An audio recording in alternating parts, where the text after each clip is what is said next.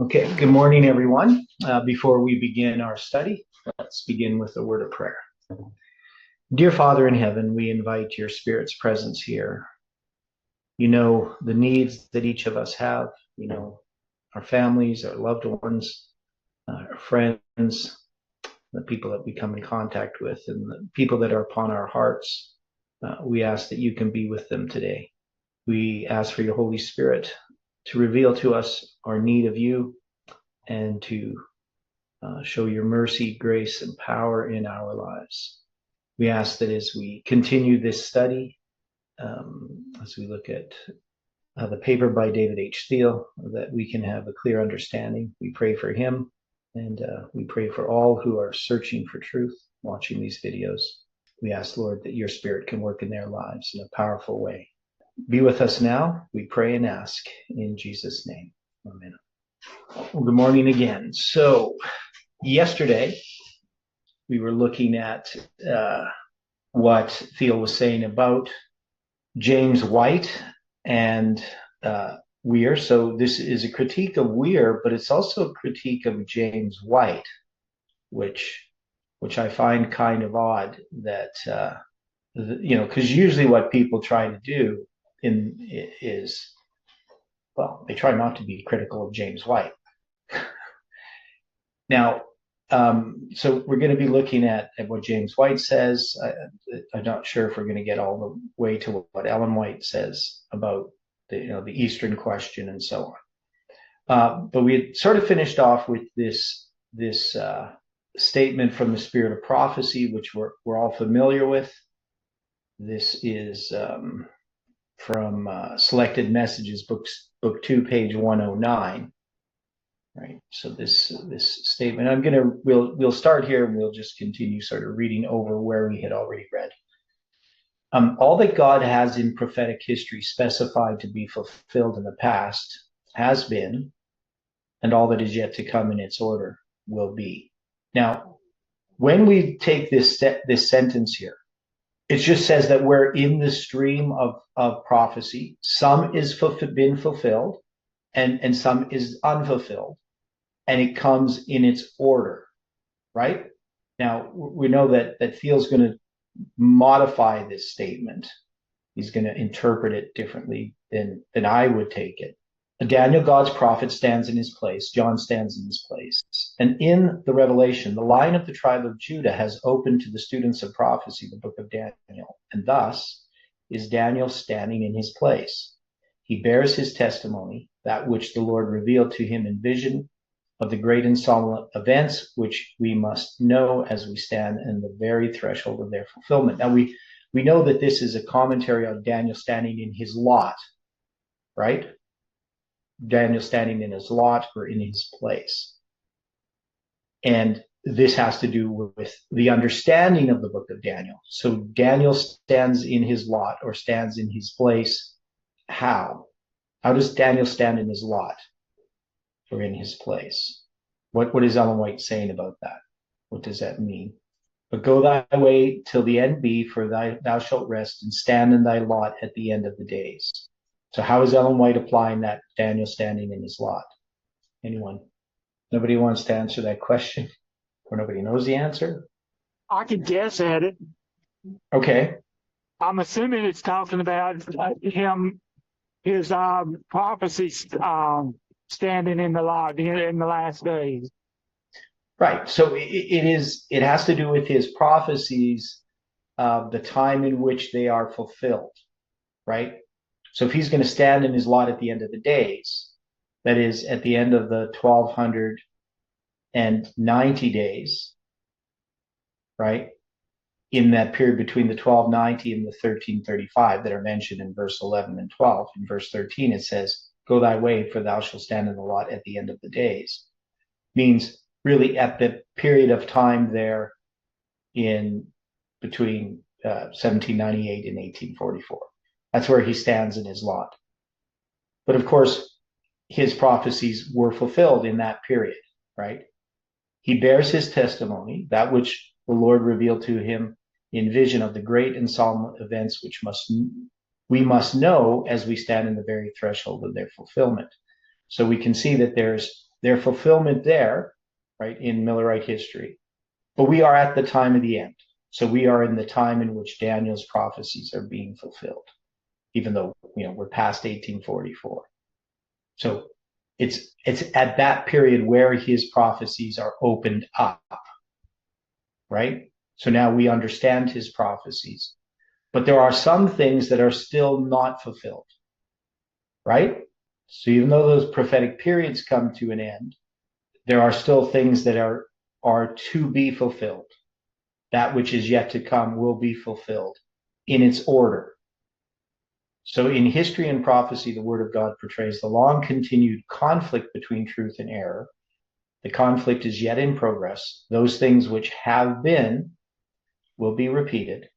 Old controversies will be revived and new theories will be continually arising. But God's people who in their belief and fulfillment of prophecy have acted a part in the proclamation of the first, second, and third angels' messages know where they stand.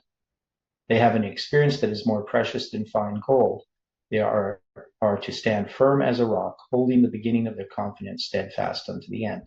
Now, Thiele's going to interpret this in a way that I wouldn't see that it would be naturally understood.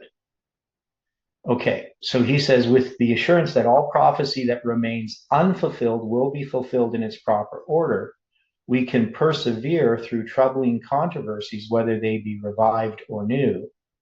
So at this juncture, we may proceed with the objections raised, first by James White and then by Louis Weir, regarding the fulfillment of Daniel 11 by the Ottoman Empire, that is Turkey, right? So he's trying to take this, that so some prophecies that haven't appeared to be fulfilled are going to be fulfilled, right? So he's using it as some kind of assurance that this delay, so to speak, in the Ottoman Empire fulfilling this prophecy of Daniel 11, verse 40 to 45, or 36 to 45, is still going to happen. That's how he's interpreting this statement.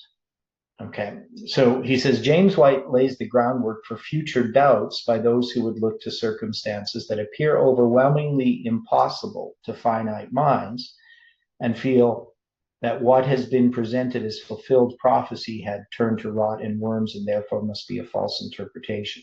Now, we don't find this in anything that James White says. He doesn't make that argument. So this is some words that are being put into James White's mouth, or thoughts being put into James White's head by Thiele. But we know that James White doesn't make that argument at all, right? So it's something that's being imposed upon James White, right? He does this by using a line of reasoning that takes an extreme conclusion, forcing it upon the beliefs of those who would never accept such rationale. Here are the key paragraphs conveying White's main thrusts for overturning the conclusions of that group of Sabbath school participants used by Uriah Smith in Daniel in the Revelation.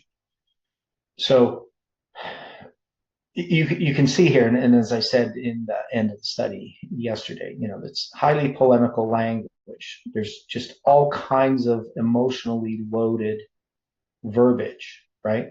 And which I don't think has its proper place. I don't think it's the best way to deal with trying to convince somebody of something. You're sort of manipulating them, in my view. Okay, so this is James White. He says, let us take a brief view of the line of prophecy 4 times spanned in the book of Daniel. It will be admitted that the same ground is passed over in chapters 2, 7, 8, and 11. With this exception that Babylon is left out of chapters 8 and 11. We first pass down the great image of chapter 2, where Babylon, Persia, Greece, and Rome are represented by the gold, silver, the brass, and the iron. All agree that these feet are not Turkish, but Roman. And as we pass down the lion, the bear, the leopard, the beast with 10 horns, representing the same as the great image, again all will agree that it is not Turkey that is cast into the burning flame, but the Roman beast. So chapter 8, all agree that the little horn that stood up against the prince of princes is not Turkey, but Rome. In all these 3 lines thus far, Rome is the last form of the government mentioned. Now, this is taken from Unfulfilled Prophecy, Review and Herald, November 29th, 1877. So this is going to be about 5 years after these Review and Herald articles had been published by Uriah Smith, right? After they all, that is, the ones dealing with Daniel. Okay, so there's Revelation is first, and then Daniel, thoughts on Daniel. And so this is about 5 years later. Okay, that makes sense? And then the other statement that we're going to have is going to be in 1878, from Where Are We? So that's another James White article. And there is a line of historic prophecy in chapter 11 where the symbols are thrown off, beginning with the kings of Persia and reaching down past Greece and Rome, to the time when that power shall come to his end, and none shall help it. If the feet and the 10 toes of the metallic image are Roman, if the beast with 10 horns that was given to the burning flames of the great day be the Roman beast, if the little horn which stood up against the Prince of Princes be Rome, and if the same field and distance are covered by these 4 prophetic chains, then the last power of the 11th chapter, which is to come to his end, and none shall help him, is Rome. But if this be Turkey, as some teach, then the toes of the image of the 2nd chapter are Turkish, and the beast with 10 horns of the 7th chapter represents Turkey. And it was Turkey that stood up against the Prince of Princes of the 8th chapter of Daniel. True, Turkey is bad enough off, but its waning power and its end is the subject of the prophecy of John and not of Daniel. Right? So that's the position that we have taken. We would agree with James White. We would agree with his logic. Now, we're going to look at how David H. Thiele addresses this. He says, we can agree that as the different visions were given to Daniel, each vision had its own independent interpretation. So I'm not really sure each has its own independent interpretation. That is, they are codependent interpretations. But anyway, Daniel 2 reveals a mysterious and at first forgotten metallic image resembling a man. The interpretation is given in the same chapter as God reveals to Daniel what Nebuchadnezzar had initially forgotten. And let us, just for the sake of dwelling on details, remember that we do not see a little toe grow to uproot 3 other toes. Right? So it is not germane to the information contained at this time, and yet it brings a potential paradigm shift to our understanding of how additional details are added in future visions given to Daniel and John, as we shall consider how the sum of the visions informs our understanding of any single vision, right? Considered independently of the others. So he's making a point here that he's trying to say that each vision has it's a repeat and enlarge, and it's going to add more details, right? Which we would agree. It helps us to understand that the details of one vision are not necessarily provided to expand understanding of previous prophecies, but to make us aware of which historical events are applicable to the character actors involved in fulfilling prophecy. We may safely conclude that the 10 toes of the metallic image do not necessarily translate to the very same 10 kingdoms that existed at the time the little horn emerges at the expense of 3 kingdoms. So we've got the 10 toes, and we have the 10 horns, and there's going to be the 3 that are going to be uprooted, right? And now, do we agree they're not the same? So when we look at the 10 toes, the 10 divisions of Rome, and we look at the 10 horns of Daniel 7, what is he saying here? Are they the same 10 kingdoms? From what I'm reading, I would have to say that seems to be the position he's taking. Well, he's taking a position that they're not. Okay. They do not necessarily translate into the very same 10 kingdoms. All right. What do we say? Do we say that the 10 toes of the image are the same as the 10 kingdoms in Daniel 7? I always thought they were representative of each other, one being with the pagans and one being with papal. Okay. Yeah, I don't. Well, we have the little horn. So the papal is not really represented in the image of Daniel 2, right? I mean, we see Rome, and we see the miry clay. So we see the division of Rome, and we see the stone coming. So in Daniel 2, we're given the destruction of the final kingdom, which is Rome in its fractured state, which is the time in which we live. But there's details in Daniel chapter 7 regarding those 10 divisions, that 3 are going to be plucked up, right? So you're going to have the papacy really for the first time represented in Daniel 7. It's not represented in Daniel 2. But they're still the same 10. That's my understanding of it. But he says they don't necessarily translate in the very same 10 kingdoms. I don't know if I would agree with that. But definitely there are more details being added, right? So only Daniel 7 and 8 mention little horns that wax great. In chapter 7, the little horn represents papal Rome. But in Daniel 8, the little horn represents pagan Rome. Well, that's not quite true. The little horn in Daniel 8 represents both pagan and papal Rome. So I'm not sure how he says this. So I'm not really sure where he gets this idea, but maybe he's just sticking to what Uriah Smith says. But I don't think Uriah Smith says it's just pagan Rome. Furthermore, the interpretation for chapter 7's vision is given in the same chapter. But the explanation for vision 8, Daniel 8, is given in following visions recorded in chapters 9, 10, 11, and 12. Now, again, this isn't really technically true. Is the explanation for Daniel 8 given in Daniel 8? No. Yeah, it is. Is it? Yeah, the rest of Daniel 8 interprets the vision just as he does in chapter 7. Then why is it said in Daniel 9, I have come to shew thee the vision, the understanding? Oh, because he's going to give him more details. Okay. Right. So there's parts of the vision he doesn't understand. What he doesn't understand is the timeline, right? So the start of the vision, he doesn't understand exactly where the 2300 days begins. So in Daniel 9, he's going to be given the start of the 2300 days. And when you think about it too, he's brought into the future. So in Daniel chapter 8, he'd been brought into the future. He'd been brought into the time of the Medo-Persia, even though he's living in the time of Babylon.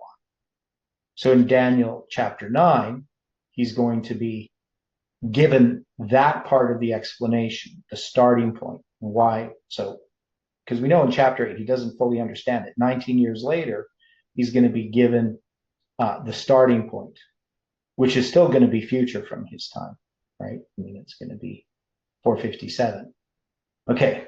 But we do agree that chapter 9, 10, 11, and 12 expand upon the understanding of the prophetic periods. Now, after Daniel 9, we know that Daniel's going to understand the 70 weeks, right? That is the matter, right? Or the decree, or the thing, whatever you want to call it. It's the Debar. He understands that. And he also understands the Mareh, the 2300 days. What he doesn't understand is the Kazon, right? That is, he's given an understanding in Daniel chapter 9 of the 70 weeks and the 2300 days. They both start together. But he still doesn't understand the Kazon, the 2520, particularly even the prophetic mirror. And so we can see why in Daniel 10, 11, and 12, the whole issue has to be with the 2520 itself, right? That's what we came to understand. Now, of course, David H. Thiele doesn't know that, right? He doesn't believe in the 2520. He doesn't understand that. So different details are given in chapter 11 than those given in chapter 7, right? So we all agree with that. There's more details. So we can understand that the information given is just as different for us to comprehend as the 10 horns of chapter 7 are different than the 10 toes of chapter 2, which I don't agree with. But anyway, so we're going to look at how he does this. James White attempted to make the case that the information is expansive on previous explanations. No new players are introduced. Now, we would agree with James White, right? To introduce Turkey as the kingdom that is going to be the final kingdom would be completely inconsistent with the idea that Rome is the final kingdom. Now, to say no new players are introduced, I guess no obviously there's details that are added, but you wouldn't replace Rome with Turkey. Now, then Thiele goes on, he says, therefore he ridicules the idea that Turkey could be the king of the north by his absurd conclusion that if Turkey is the king of the north during the time period covered in Daniel 11:36 to 45, then Turkey is also the beast of Daniel the 7th and the iron legs of Daniel the 2nd, right? Now, of course, he's using language here, ridicules and absurd, right? So he's using all of this type of language. And I don't know if James White, I would say that he's ridiculing. He's just showing the inconsistency that if you have Turkey, then you would also have to have Turkey all along the way, right? To show how inconsistent this reasoning is, so he's trying to say that this reasoning is inconsistent. We can deduce that if Turkey must be the legs or the fourth beast in order to be king of the north in verse 36 and 45, then Turkey would also be the king of the north through all of Daniel 11. Such an objection is simply unreasonable. If we were to take the same logic and apply it to how we ought to understand the unfolding events connected to the seven trumpets of Revelation chapter 8 and 9, then the first 2 and 3 woes could not possibly be connected to the Turkish Muslims. Okay, so just let that sort of sink in as you think about it. So he's trying to say, so the seven trumpets of Revelation of chapters 8 and 9, then the first two of 3 woes could not be connected to the Turkish Muslims. Okay, so what is his reasoning here? What's the problem with the reasoning? What is the subject of Revelation 8 and 9? What is the subject? It is the fall of Revelation 8 and 9. Revelation 8 is the fall of, we'll just look at it that way, Western Rome, right? And Revelation 9 is the fall of Eastern Rome. Is Revelation 8 and 9 about Rome? I appreciate that. Get that when you get done. Huh? I thought 9 was had to do with Islam. Islam is the one that brings about the fall of Eastern Rome. Okay. Right? So, right, so it's not really about Islam, right? It's about the fall of Eastern Rome. So it's about Rome, right? Just as chapter 8 is. Now, it's going to be the Germanic tribes that bringing about the fall of Western Rome in chapter 8, and Islam bringing about the fall of Eastern Rome in chapter 9. Okay? So it's still about Rome. Now, we know that Rome is the king of the north. And Uriah Smith, does Uriah Smith have pagan Rome and papal Rome as the king of the north prior to Daniel 11, verse 36? Right? So in Daniel 11, verse 36, Uriah Smith is going to say that a new power here is introduced, France. If it says a king, then we can say a king shall do according to his will or be introducing a new power, which he says is France, which is an atheistic power. But does he have Rome before that? Does Rome conquer Syria? Does Rome become the king of the north? Just look at it here, because we've gone through this. So when we look at Daniel chapter 11, and we look at, that's here. Daniel 11, verse 33 in Uriah Smith's thoughts on Daniel, right? A long period of papal persecution against those who were struggling to maintain the truth and instruct their fellow men in ways of righteousness is here brought to view, right? This period is called a time, a dividing of times, a time, times and a half, 1,260 days and 42 months. All these expressions are various ways of denoting the same 1,260 years of papal supremacy. So Uriah Smith's going to have Rome here, right? We would agree, and he's going to have papal Rome. So we're gonna have the Battle of Panium, which he doesn't mention by name, but we're gonna have the Battle of Panium. We're gonna have, and then we're gonna have Rome come in, It's going to conquer this territory. And then we're going to have the papacy, right? And so when it says in verse 36, and the king shall do according to his will, it's describing the characteristic of this persecutory power, right? The difference is that Uriah Smith says, no, that's not describing the power that was just mentioned. It's actually going to be describing a new power. And this new power is going to be the power that's going to take, it's going to be the power that takes the Pope captive. And this power then, so this is how Uriah Smith sees it. At the time of the end, there's a characteristic this power has that is well, it's characterized by Egypt coming against him, pushing at him, and Turkey coming against him like a whirlwind. So France, this power that's going to take the Pope captive at the time of the end in 1798, is also going to have this battle against it, right? From Egypt and from Turkey. Well, Egypt and Syria and Turkey. So, and then he's going to take these verses, verse 41 to 45, talking about how Turkey is going to come in and basically set up its palaces in Jerusalem, right? So that's just a simple way in understanding how Uriah Smith sees this. Now, if we're going to look at the power that comes to his end and none shall help, is that more consistent to have to do with the fall of modern Rome, right? The papacy revived, or Turkey, right? This is where James White is saying this isn't consistent with the fall of, because this is dealing with the fall of this power that isn't a major biblical power, right? James White says that this is the topic of Revelation, where you have Islam. But Islam is a power that comes in to bring about the fall of Eastern Rome. It doesn't have its place here in Daniel chapter 11. Does that make sense? That's the difference between what James White is saying about Daniel 11 and what Uriah Smith is saying. So hopefully that's clear.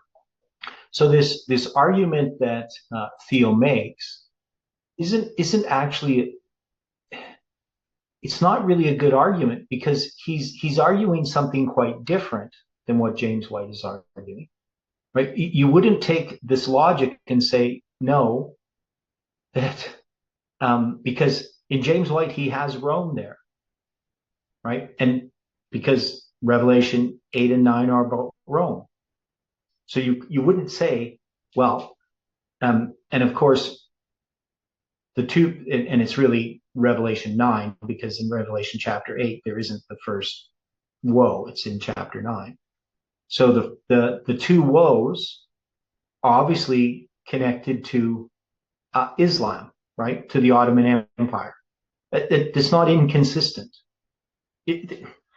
You kind of see, hopefully you can see sort of the logic and reasoning that Thiele is using. Because we can say, James White can say, we have a place for Islam in the book of Revelation in taking down Eastern Rome. We don't have a place for it in Daniel chapter 11. That it's, James White is being consistent. He's not being inconsistent. And so to say that James White's objection is unreasonable because it's not the same logic, right?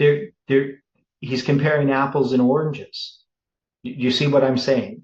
Anybody have questions about it, or is it clear? You know, because we may not have thought about this before and how this relates. But James White is saying we have Rome. It's not inconsistent to recognize that we have Islam taking down Eastern Rome in Revelation, but it would be inconsistent to have Islam being the kingdom that's going to come to its end. Because the kingdom that comes to its end, the kingdoms that we're concerned about in Bible prophecy, Rome is a kingdom we're concerned about. We're not concerned about Islam. Islam coming to its end with none to help it wouldn't. It's not important in that context. So there's nothing inconsistent with James White's logic.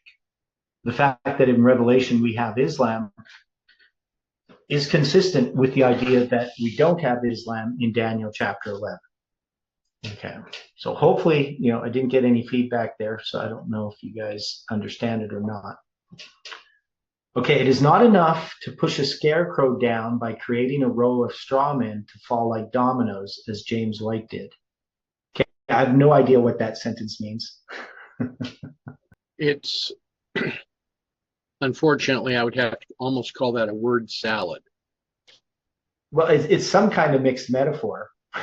Well, I mean, I shouldn't. The thing is, it's maybe not fair, but I just don't know what that is supposed to say. That's all I'm saying. I looked at the sentence before and I was like, push a scarecrow down by creating a row of straw men to fall like dominoes. I'm not sure what that means. I mean, what this metaphor is trying to illustrate. But it probably makes sense to him. So we'll just leave that sentence aside. But well, his following statement: we must be willing to see history unfold in such a manner that Daniel could be cryptically referring to two different powers that result from the religio-political intrigues of the pagan Roman creature that contorts and divides into two regions. What's he trying to say in this portion? Okay. So we must be willing to see history unfold in such a manner that Daniel could be, we'll just say, referring to two different powers that result from religio-political intrigues of the Roman creature. So that's the Roman Empire that divides into two regions. So it becomes Eastern and Western Rome, where one becomes the seat of the beast, Rome, while the other remains the king of the north, Constantinople, Istanbul, Byzantinian, by the very prediction that Daniel records in chapter 11, verse 24. So hold. What's that? I said hold. Okay, yeah. One of the points that you kind of skipped over. Okay. As he wrote this, he's making this statement that Daniel could be cryptically referring to two different powers that result from the religio-political intrigues of the pagan Roman creature that contorts and divides into two regions. Mm-hmm. Now, he's trying to make this point that it twists and then divides into Western and region. Yeah. Okay, Western and Eastern, where one becomes the seat of the beast. So he's trying to say that the beast is existing and that the beast is different and separate from the king of the north. Right. So he's got the beast and the king of the north, these two different powers. So, I mean, it's a difficult trying to wrap my mind around this. So the basic idea is that Rome, we have Eastern and Western Rome, and somehow Eastern Rome becomes the king of the north when it's conquered by Islam. Is that kind of what he's saying? I would think so. Okay. Now, so he's going to introduce the king of the north. So I'm just trying to understand his thinking. So we have Rome. It divides into Eastern and Western Rome. Now, Western Rome is going to be conquered by these Germanic tribes, right? Okay. And it's going to become Papal Rome, right? The Western Roman Empire becomes, Roman Catholic. Okay. And then he's saying this other part of pagan Rome is going to be conquered by Islam eventually, right? It is Eastern Rome is going to become Islam, right? And Turkey is going to be the principal country that we recognize as conquering that. Okay, so it's going to be the territory of Turkey. And it becomes the king of the north. Or he says, remains the king of the north. So that when pagan Rome conquers that territory, it becomes part of the Roman Empire. Pagan Rome is the king of the north at that time. But then Rome falls. Western Rome becomes the beast, and Eastern Rome retains this character as being the king of the north. So that's what he's saying. Okay? That makes sense that that's what he's saying. All right. Okay? I think that must be what he's saying. So he says that, James, so going back to his first sentence, James White created a row of straw men, but he pushed down a scarecrow. So the scarecrow would be his view that we can't, that it's dangerous sort of to speculate about unfulfilled prophecy, maybe. And he pushes that down, but somehow by creating a row of straw men to fall like dominoes, as James White did. So, I mean, Thiele would do a better job if he had written this in plainer language and more straightforward way, and not so polemical, right? I mean, if he explained, here is what I think, how we should understand this prophecy.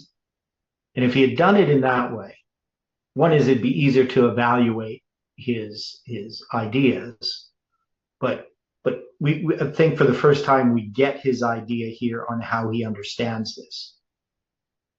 And at least I think I understand it now. After all, no emperor before Constantine had thought to become a Christian, though members of Caesar's household had done so. Nor had any emperor prior to that time moved the capital of Rome over 1,000 miles, 1,700 kilometers away. Only for a short time of about 60 years did Ravenna serve as a capital of the West, but then to be brought back to Rome under the popes of the Holy See. Okay. Now, I'm not sure how that relates. That sort of seems kind of out of place. So there's some logic or reasoning here that he, like he says, after all, no emperor before Constantine had been thought to become a Christian, though members of Caesar's household had done so. Nor had any emperor prior to the time moved the capital of Rome or 1,000 miles away. Only a short time of about 60 years did Ravenna serve as capital of the West, but then to be brought back to Rome under the popes and us. So does anybody understand how this last part of this paragraph relates to what he says in the first part? I don't think I follow it. It's not logical.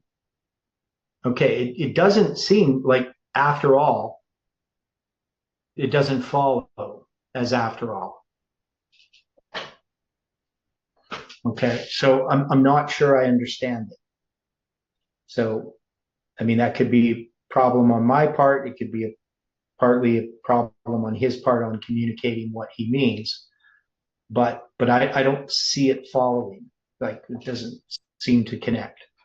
So he says, if we for a moment believe that the prediction of Josiah Litch is correct in calculating the loss of Byzantine authority at the beginning of the Second Woe, then we should look for a fall by warfare or a submission by entreaty to mark the commencement of the devise of Eastern Rome in AD 1449 upon the death of Emperor John the Eighth Paleologos. What? Okay.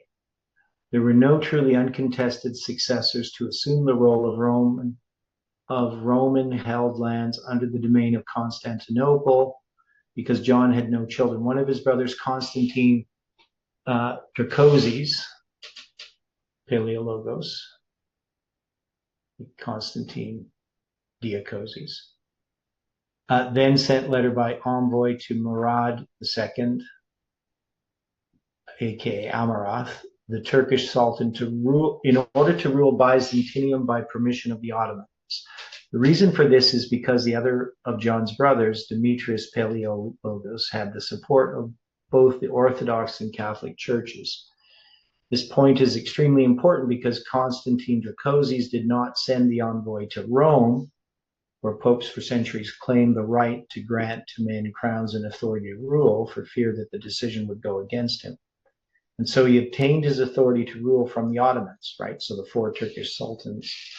His coronation occurred without his being crowned by the Orthodox Patriarch Gregory III, an ecumenical leader who favored union with the Holy See. If Constantine had obtained permission from Pope Nicholas V and had been crowned by the Patriarch Gregory III, then he might quickly defer to James White's conclusion that the papacy is the king of the north. But Constantine turned to the Muslim power to obtain his authority to rule. Therefore, we can only conclude that the Ottoman Muslims would be the next king of the north upon Constantine's death, when Muhammad II would capture Constantinople only 4 years later. Okay, so this is kind of an interesting idea. So what he's saying is that when we have the fall of Eastern Rome, it's connected with the last Roman emperor, right? Constantine the 11th, Dracosis, submitting to the 4 Turkish sultans. And for that reason, then, they become the king of the north. Islam becomes the king of the north, or Turkey becomes the king of the north. Okay? So that's a very different idea than anything Uriah Smith presents. Right? So this is not a Uriah Smith argument. This is an argument by Thiele. So what do we think of this?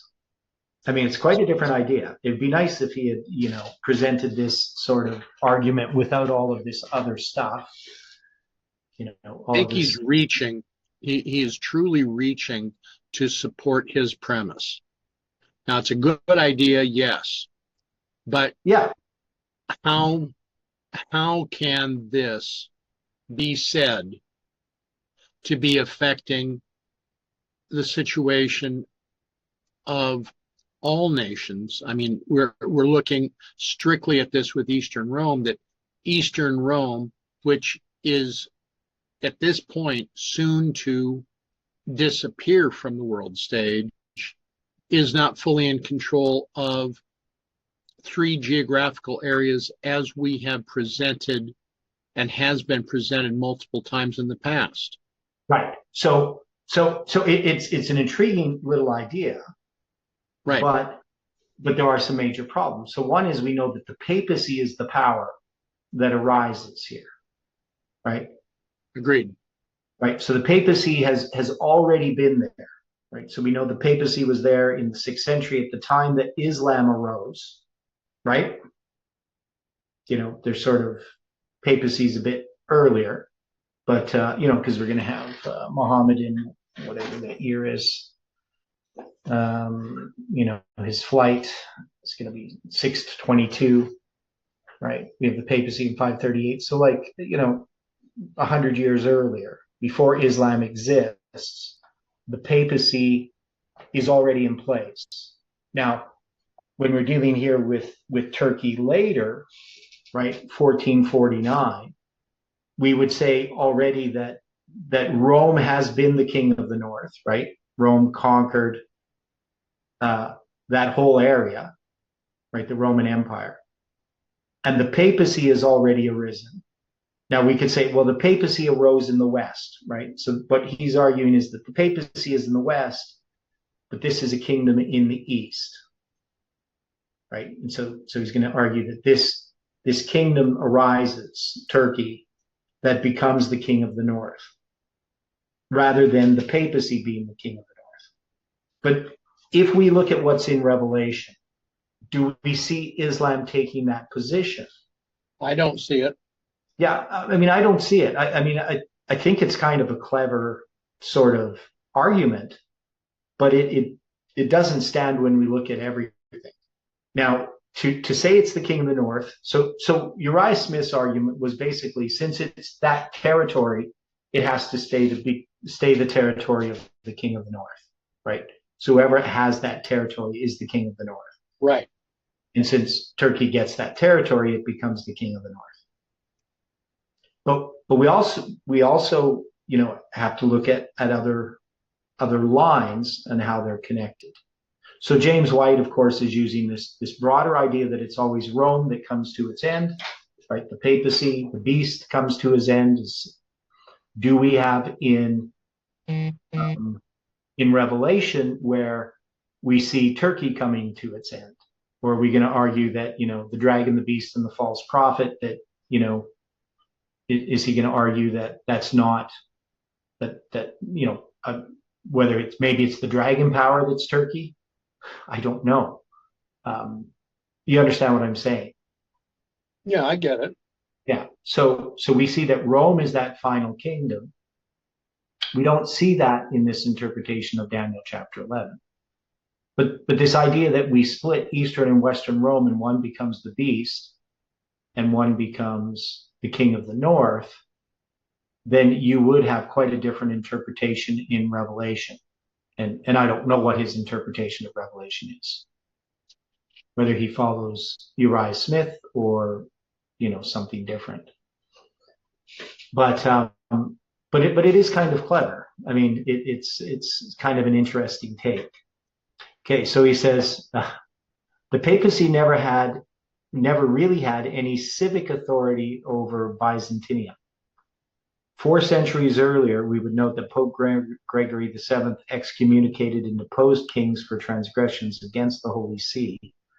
Gregory VII would also set a precedent for organizing crusades against Muslim rulers by the examples he set in attempting to send a military expedition to rescue the Church of the Holy Sepulchre in Jerusalem because of the bungling of Constantine's military leaders, arguing that Western Christians should come to the aid of Eastern Christians. So obviously you know about the Crusades, right, against Islam. So why would Daniel record an explanation couched in a prophetic time period that can only describe the move from Rome to Constantinople, unless God was introducing in Daniel that historical player further expanded upon in Revelation 9, used by God to punish the apostate professors of Christianity? Okay, so what is that question asking? Is it suggesting that Islam is in Revelation chapter 9, therefore it should also be in Daniel? Okay, why? What's his reasoning? I've just come into the meeting, I'm not sure. Okay, yeah, you missed quite a bit here. So just to go back, so he's dealing with James White's objection, and the way that he's doing this is he's saying that James White is missing out something, that in Revelation we have Islam, right? In Revelation 9, and that since we have this in Revelation 9, we should also see it in Daniel. This movement of the capital from Rome to Constantinople, and also the fall of Eastern Rome. Now, is that logical that Daniel has to have those details in Daniel chapter 11? Does he have to have those details? We know the Revelation is an expansion of Daniel. Is there lots of things in Revelation that aren't in Daniel, that we don't have any hint of? Yeah. Revelation is not only a lot of things repeated, but also expansion, more things not mentioned in Daniel. Yeah, like we do see, mark of the beast. Yeah, so we see pagan and papal Rome, for instance, in the little horn of Daniel chapter 8, right? And then, of course, Daniel is going to deal with the daily and the abomination of desolation. So you're going to see pagan and papal Rome, right? But you're not going to see the 3 divisions. You're not going to see the 2-horned beast hinted at in Daniel, other than we're going to see in Daniel 11 verse 40, in our understanding of it, that we're going to have the United States connected with these armies, right? The horses and chariots and many ships, the economic and military power of the United States hinted at, but not explicitly stated. We don't have the image to the beast and all those types of things in Daniel chapter 11, right? So there are things in Revelation, details that, I mean, if they're in Daniel chapter 11, they would be indistinguishable until you have Revelation to even notice them, right? So Daniel is going to be bringing you to the time of the end, but it's not going to be giving you all the details of end time events. Revelation is going to add more details. Now, and Stephen, so in the previous paragraph, Thiele had made this argument that the beast is Western Rome and the king of the north is Eastern Rome when it's conquered, right? So the beast power would be basically the Germanic tribes coming, that's Revelation 8, where they come in, they conquer Western Rome, and they create the power that we call the beast, the papacy, and all of that. But in Eastern Rome, it's going to be conquered by Islam, and so it retains this title of the King of the North. And so it's quite an interesting sort of theory, not something I'd ever seen in Uriah Smith. But so he says, therefore, we can only conclude that the Ottoman Muslims would be the next king of the north upon Constantine's death, when Muhammad II would capture Constantinople only 4 years later. So that's why he can make an argument that the king of the north in Daniel 11, verse 40, is Turkey, right? So it's a little bit different argument than Uriah Smith uses. Uriah Smith just generally says that the territory of Syria is what makes you the king of the north. If you have that territory, then you're the king of the north.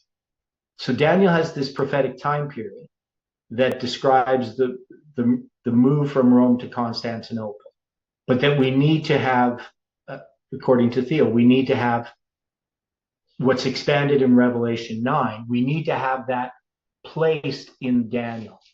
So unless God had introduced this in Daniel, we shouldn't see it in Revelation. Is that logical? What? Yeah, you also have in Revelation mentioning like the moon being darkened in the earthquake, and Daniel doesn't mention them either. Mm-hmm. No, there's lots of things that Daniel doesn't address, but that are expanded in the Revelation. That is, the Revelation gives us details that aren't in Daniel. Yeah. And the question is, could Daniel not introduce Islam? Would that be consistent? Even though he's describing some of that same period of time, he doesn't mention Islam. He's saying, well, he had to have introduced it in Daniel, because this time period is there, but we don't see Islam. If we don't see Islam in Daniel, we shouldn't see it in Revelation. No, one doesn't follow the other. Yeah, okay. Necessarily, logically. Yeah. No, because we can think of lots of examples of other things that aren't introduced in Daniel, that are expanded upon in Revelation, and in prophetic time periods as well. Okay. Now, the other thing that we would have to ask, in sort of in relation to that, is when we deal with the time of the end, as we understand it in Daniel 11, verse 40, as being the power that comes against the king of the south, being France, we have an example in Revelation that France is Sodom and Egypt, right? So we have France in the book of Revelation. Now, he would say, well, France is introduced in Daniel 11 as this atheistic power, right? So he would be consistent in that sense.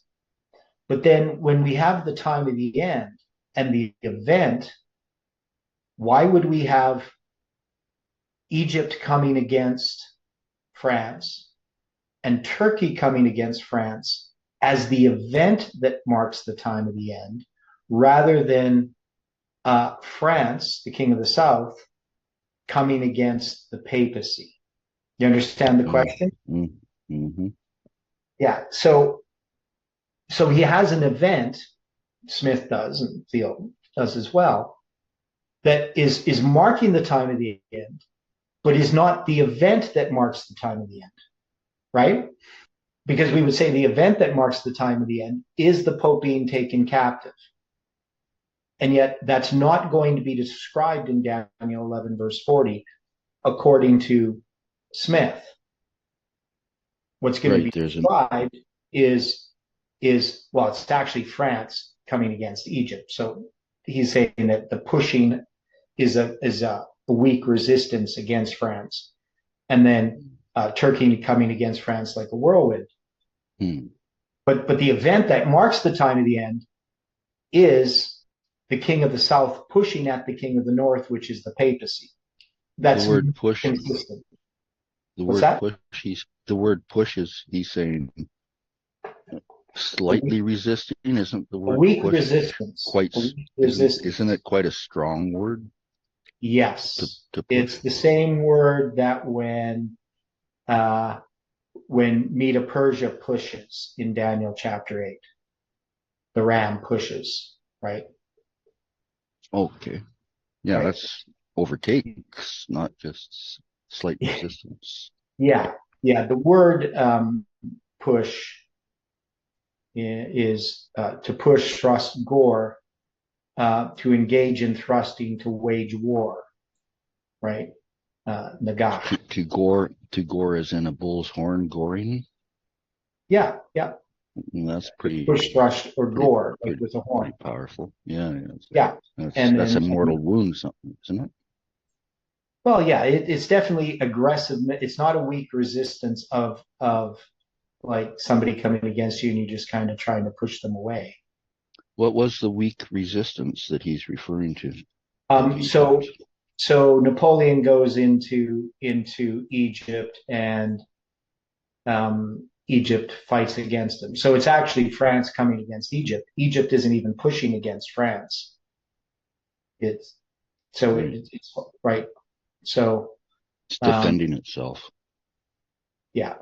Because it's in Daniel 8:4. I saw the ram pushing westward, northward, and southward. So that's the expansion of the Persian Empire is seen as pushing.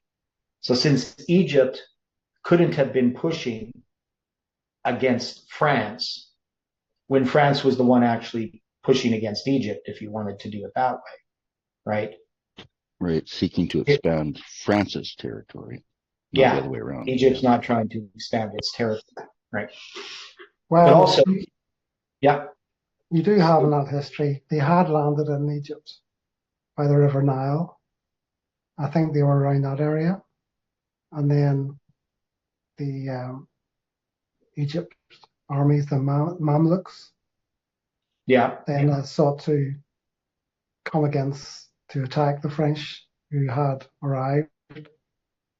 And but there they were just no match whatsoever to the French armies. Right. But getting into your point concerning the time of the end, we know that the papacy being removed is a huge subject in prophecy. That it has great consequence. Yeah. And the Almighty says the Pope, being captivity, will be, if he makes captivity, will go into captivity post Revelation. And while this here event is just like quite a minor war that's going on in the world, there's so much other battles going on in the world.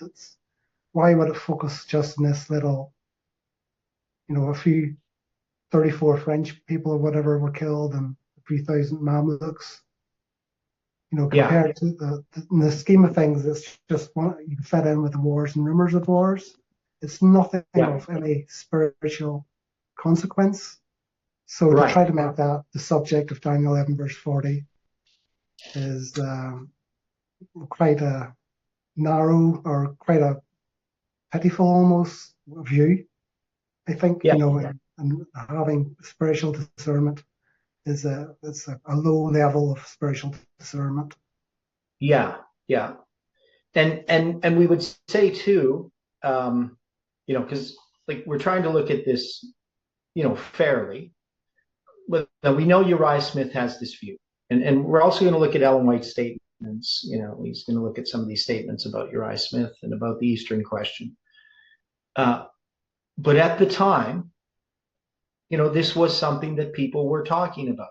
What was going to happen with Turkey? And so it wasn't something that was unique to Adventism. It was something that was commonly looked at. Now, one of the arguments we have about Smith is that really he's sort of influenced by these Protestant commentators and he's using some of the same methods of study. So there's this whole study about the hermeneutics of Weir compared to Miller, and we don't see a difference. I don't see that Lewis F. Weir's expansion or detailed description of the principles of prophetic interpretation differ from Miller's. They're the same principles. It's just sort of delineated more clearly. And definitely we don't see the mystical ideas that Thiele sort of tries to place upon Weir as opposed to Miller. But so when we look at Smith looking at this history, it might seem significant to him, but Ellen White's not going to mention this, right? So if it was a major part of this prophecy, you would think that Ellen White would have something to say about it as far as the time of the end is concerned. So that would be the other, the other thing is we can understand in a sense why Smith gets caught up in it, but James White isn't going to accept it. He's not going to buy into it. Okay. So James White wants Rome, the beast cast into the fire, to be the king of the north because he concluded that the being cast into the fire is the fulfillment of he shall come to his end and none shall help him, which we would agree with. But Thiele says, but this conclusion is also flawed in its logic. So let's see how Thiele addresses this flaw in logic. Let us for a moment consider the whole passage concerning the beast being cast into the fire. The concept is taken from Revelation 19 and 20. And I saw the beast and the kings of the earth and their armies gathered together to make war against him that sat on the horse and against his army. And the beast was taken, and with him the false prophet that wrought miracles before him, with which he deceived them that received the mark of the beast and them that worshipped his image. These both were cast alive into the lake of fire burning with brimstone. And the remnant were slain with the sword of him that sat upon the horse, which sword proceeded out of his mouth, and all the fowls were filled with their flesh. And when the 1,000 years are expired, Satan shall be loosed out of his prison, and shall go out to deceive the nations which are in the four quarters of the earth, Gog and Magog, to gather them together to battle, the number of whom is as the sand of the sea. And they went up on the breadth of the earth, and compassed the camp of the saints about, and the beloved city. And fire came down from God out of heaven and devoured them. And the devil that deceived them was cast into the lake of fire and brimstone, where the beast and the false prophet are, and shall be tormented day and night forever and ever and ever. Daniel depicts a power that meets its solitary end. None shall help him. But in Revelation, the beast does not meet its end in a solitary, completely helpless manner. These both, beast and false prophet, were cast alive into a lake of fire. Not only that, but the latter, the devil, is cast into the lake of fire, where the beast and the false prophet are, because the devil deceived and helped them without lasting success.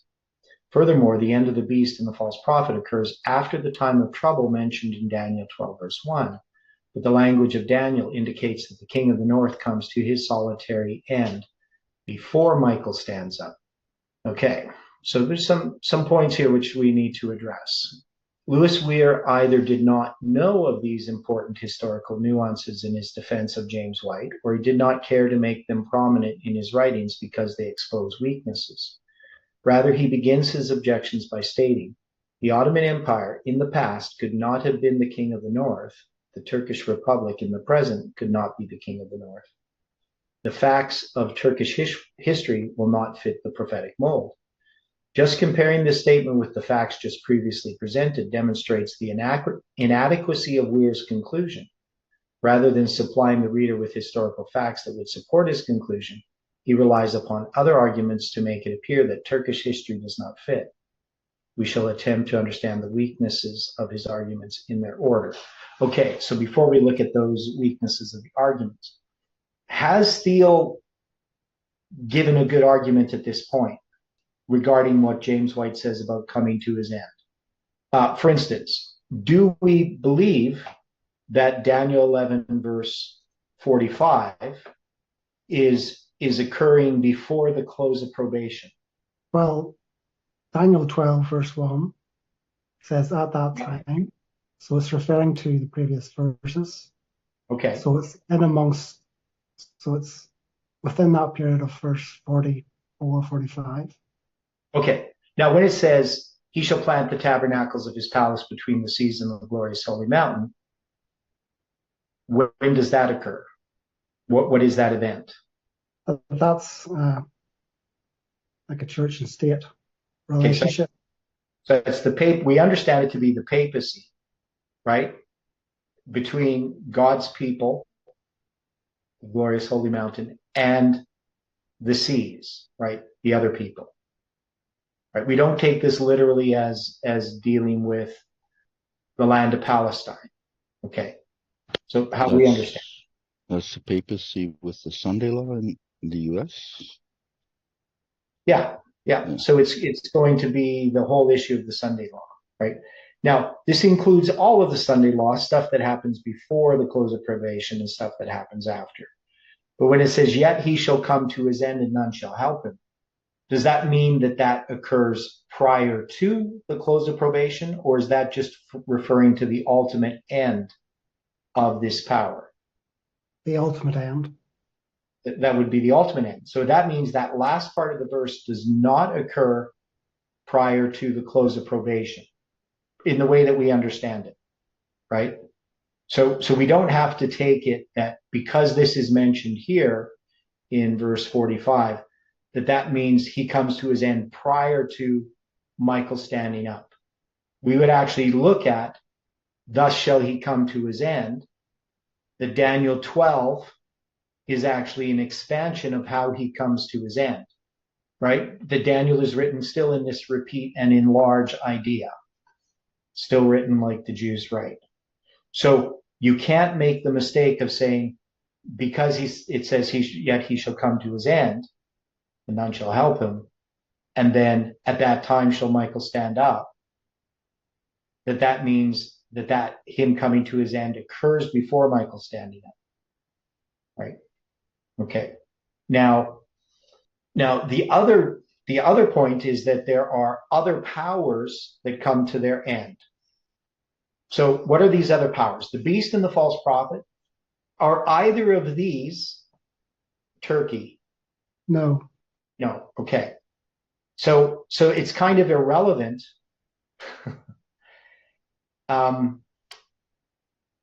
It's an irrelevant argument.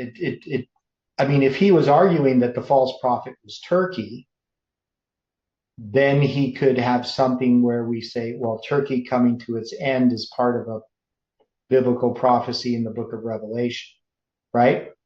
So obviously we know that it's not just the beast that comes to his end.